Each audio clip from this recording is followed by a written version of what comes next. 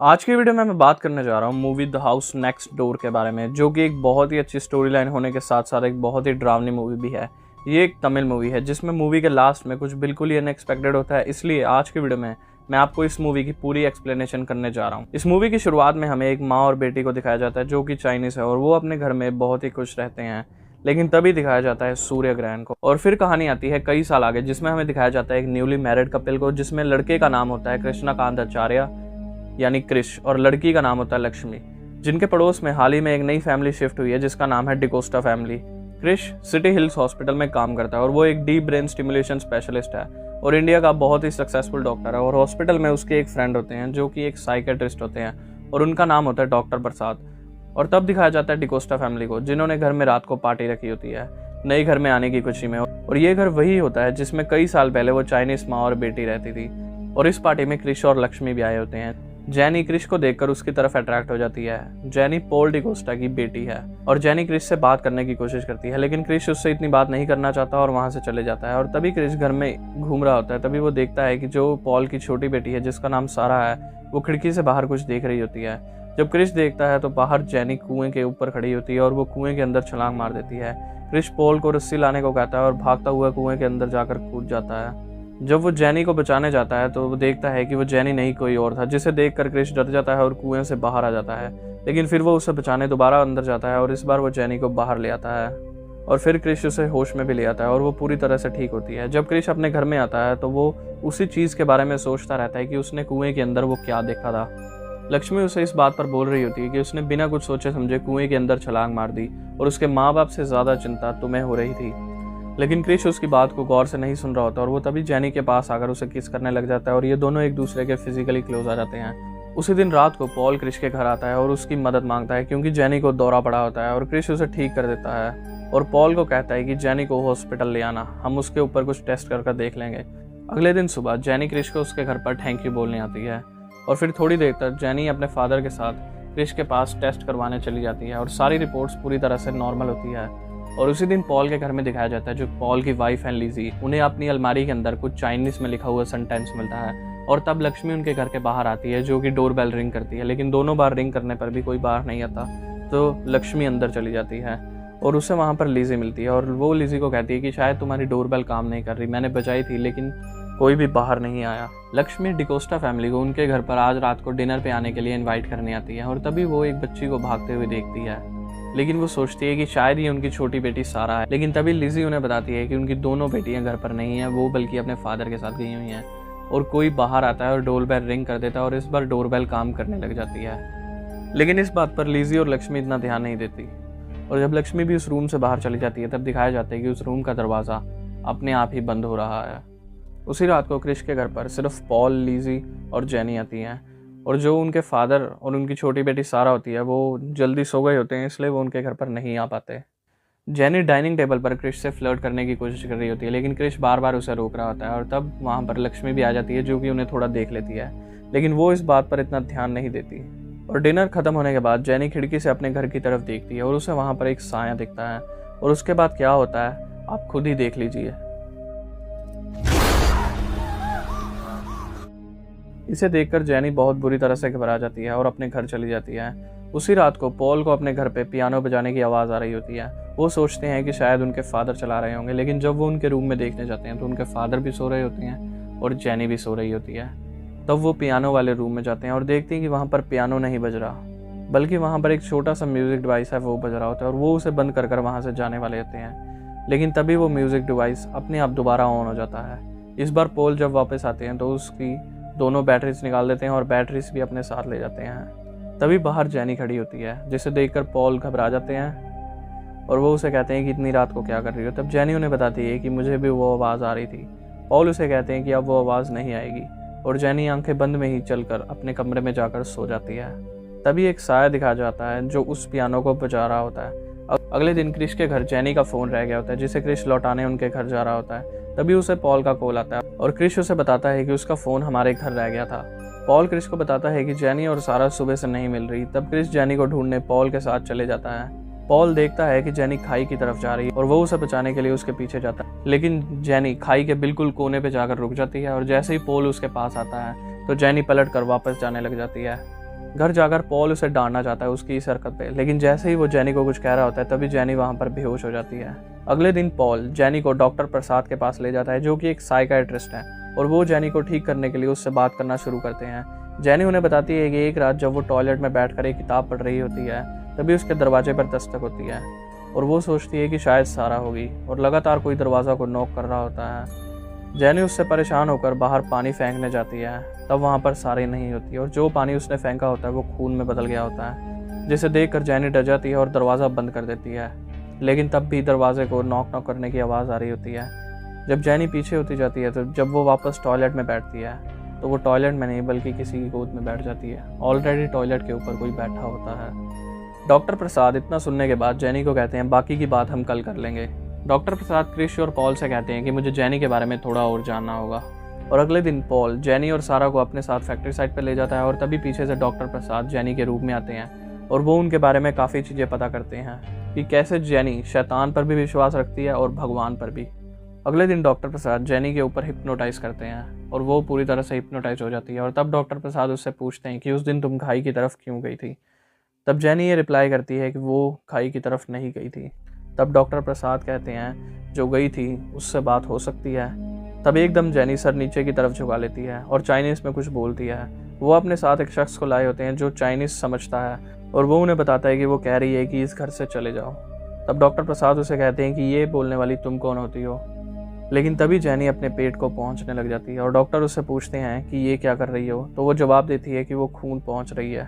तभी वो उसे हिप्नोसिस से बाहर ले आते हैं और जेनी को कुछ भी याद नहीं होता, जिस बात से जेनी के फादर बहुत परेशान हो जाते हैं। तब डॉक्टर प्रसाद ये बताते हैं कि जेनी का दिमाग उसकी माँ की मृत्यु से बहुत ही ज़्यादा दुख में चला गया था, जिसके कारण वो बहुत ही अकेला महसूस करने लगी थी और उसने ड्रग्स लेना भी शुरू कर दिया था। इसलिए वो भूतों की कहानी पर यकीन रखती है। अगर वो डेविल पर यकीन रखती है तो वो गॉड पर भी यकीन रखती होगी।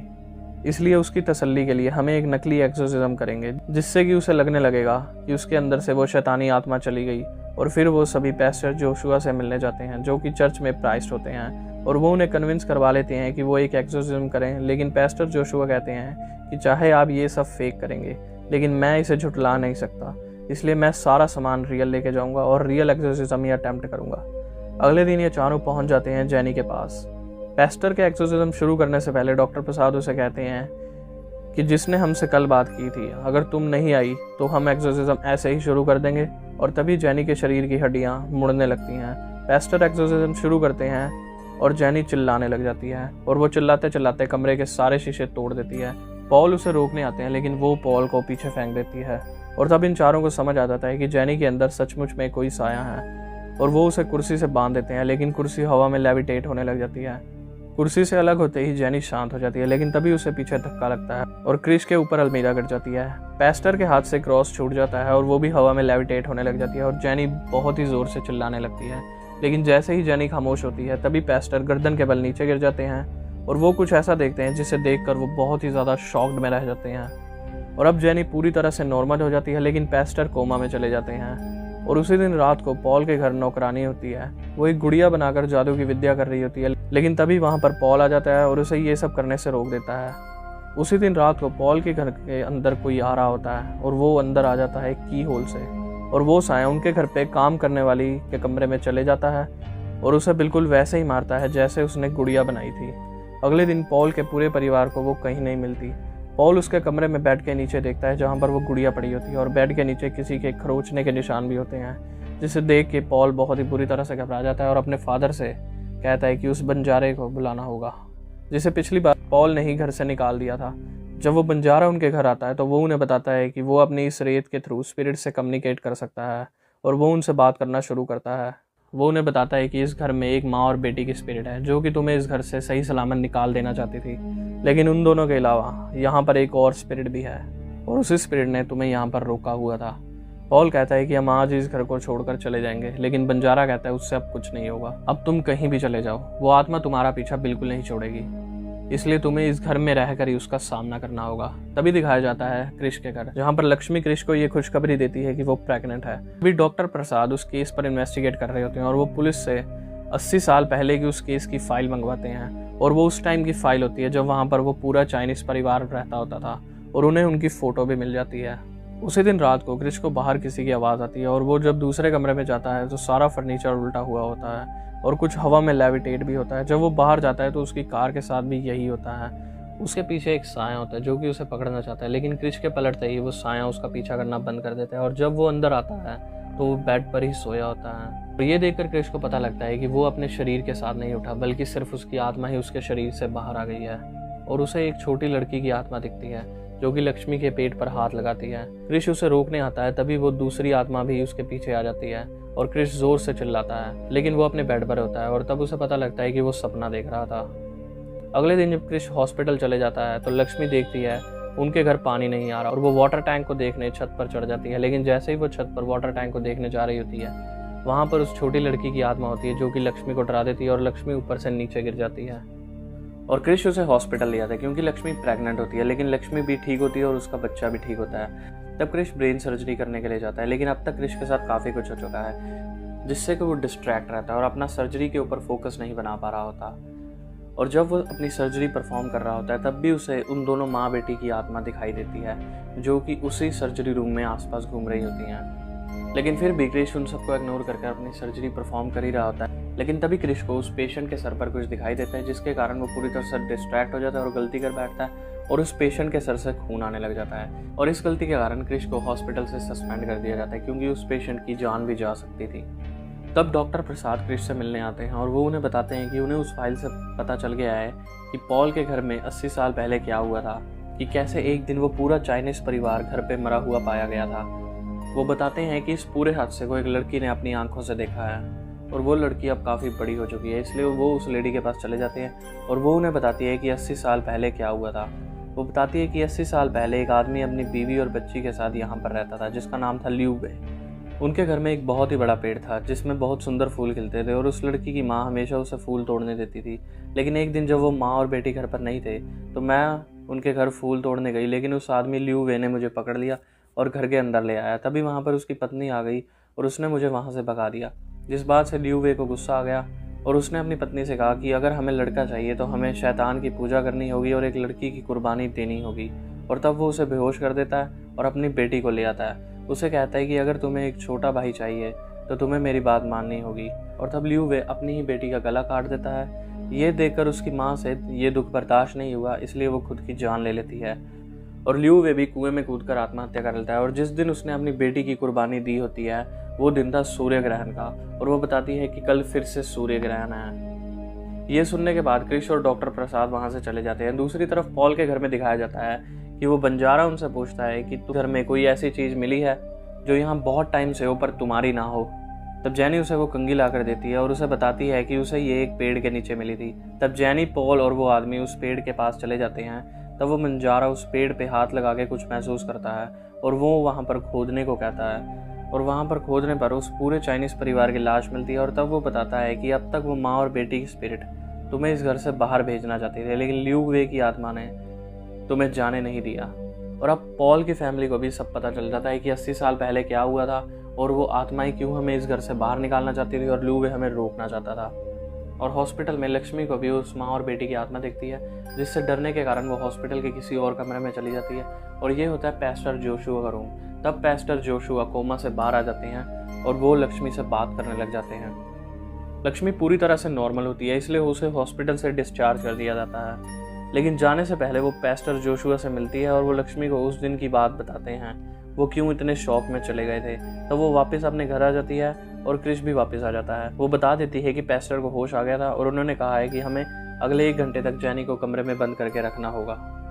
क्रिश और लक्ष्मी पॉल के घर में चले जाते हैं। लक्ष्मी पॉल से पूछती है कि जैनी कहाँ है। तब वो बताते हैं कि जैनी अपने रूम में होती है और तब लक्ष्मी और क्रिश जैनी के रूम में जाते हैं और उसे ढूंढने लग जाते हैं। लेकिन लक्ष्मी कमरे के अंदर नहीं जाती, सिर्फ क्रिश ही उसके अंदर जाता है और वो क्रिश को लॉक कर देती है। तब पॉल का पूरा परिवार और जैनी भी वहाँ से आ जाती है और वो उससे पूछती है कि तुम क्रिश को अंदर बंद क्यों कर रही हो। तब लक्ष्मी बता देती है कि पैस्टर जोशुआ ने मुझे बता दिया और उस दिन उन्होंने क्या देखा था। उन्होंने बताया था कि जो लियू वे की आत्मा है वो क्रिश के अंदर है, उसने क्रिश को पोसेस्ड किया हुआ है, इसलिए आज लियू वे आपकी छोटी बेटी का बलिदान देगा और हमें किसी भी तरह क्रिश को इस कमरे के अंदर रोकना होगा। और तब दिखाया जाता है कि क्रिश यहाँ आने से पहले डॉक्टर प्रसाद को भी मार चुका है ताकि वो इन्हें रोकने में बिल्कुल मदद ना कर पाए। और अब क्रिश दरवाज़ा खटखटाने लग जाता है और बाहर आने की कोशिश कर रहा होता है। लेकिन वो दरवाज़ा नहीं खोल रहे होते और उसे रोक के खड़े होते हैं। लेकिन थोड़ी ही देर में क्रिश उस दरवाजे को तोड़ देता है और तब लग जाता है पूरा सूर्य ग्रहण, और साथ ही साथ क्रिश की आवाज़ भी बदल जाती है और वो सारा को ढूंढना शुरू कर देता है ताकि वो आज उसकी कुर्बानी दे सके। वो सारे उसे बचाने की कोशिश करते हैं लेकिन क्रिश को सारा मिल जाती है और वो उसे उस कमरे में भी ले आता है, वही सब कहकर जो 80 साल पहले लियू वे ने अपनी बेटी से कहा था। तब वहाँ पर लक्ष्मी आ जाती है और वो क्रिश को कहती है कि मैं अपनी जान ले लूँगी, क्योंकि अगर किसी बच्चे की कुर्बानी देकर ये बच्चा जन्म लेगा तो मैं ऐसे बच्चे को जन्म नहीं दूंगी और खुदकुशी कर लूँगी। और तब ये सुन के क्रिश भी रुक जाता है, क्योंकि 80 साल पहले लियू वे की पत्नी ने भी ऐसा ही किया था। और वो सारे मिलकर सारा को वहाँ से ले जाते हैं और क्रिश को रोकते हैं, लेकिन क्रिश उनके कंट्रोल में नहीं आता। और फिर वहाँ पर उन दोनों माँ बेटी की भी आत्मा आती है जो कि उसे रोक रही होती हैं। और तब दिखाया जाता है कि सूर्य ग्रहण पूरा हो चुका है और क्रिश हवा में लेविटेट होने लग जाता है और उसके अंदर से लियू वे की आत्मा भी निकल जाती है और वो पूरी तरह से नॉर्मल हो जाता है और अब सब कुछ पूरी तरह से ठीक हो जाता है। और फिर कहानी दिखाई जाती है 4 साल बाद की, जहाँ पर क्रिश गोवा में सेटल हो चुका है अपने पूरे परिवार के साथ। उनसे मिलने वहाँ पर पॉल और जेनी आते हैं और वो क्रिश के बेटे से भी मिलना चाहते हैं। तभी क्रिश अपने बेटे को आवाज़ मारता है और क्रिश के बेटे की आंख वैसी ही होती है जैसी कई साल पहले लियू वे की थी। और यहाँ पर ये मूवी ख़त्म हो जाती है, जिसका नाम है द हाउस नेक्स्ट डोर। ये मूवी का थोड़ा कॉन्सेप्ट फीमेल फर्टिसाइड के ऊपर दिखाया गया है कि लड़की को किसी भी परिस्थिति में मारना एक बहुत बड़ा पाप है और पूरी दुनिया को ये मैसेज देता है। इस मूवी को IMDb पर रेटिंग मिली है 6.7 और इसे रोटन टोमेटोज पर रेटिंग मिली है 100%। इस मूवी के डायरेक्टर थे मिलिंद राव और इस मूवी के प्रोड्यूसर थे सिद्धार्थ, और इसमें मेन स्टार कास्ट थे सिद्धार्थ और एंड्रिया जेरेमिया। ये मूवी रिलीज हुई थी 3 नवंबर 2017 को। ये मूवी का बजट था 11 करोड़ और वहीं पर इस मूवी की बॉक्स ऑफिस कलेक्शन हुई थी 15 करोड़। और ये मूवी एक तमिल बेस्ड मूवी थी और इस मूवी का तमिल में नाम था अवल। तो यही थी इस मूवी से जुड़ी पूरी एक्सप्लेनेशन और डिटेल्स। अगर आपको लगता है कि मैंने इस वीडियो में कुछ गलत बता दिया या आपके पास कोई नया फैक्ट है इस वीडियो से रिलेटेड, तो प्लीज़ मुझे कमेंट करके ज़रूर बता देना। अगर ये वीडियो पसंद आई है तो मेरे चैनल को सब्सक्राइब ज़रूर कर देना और ऑल नोटिफिकेशन ज़रूर पुश कर देना। मिलते हैं आपसे अगली वीडियो में, तब तक के लिए जियो ज़िंदगी।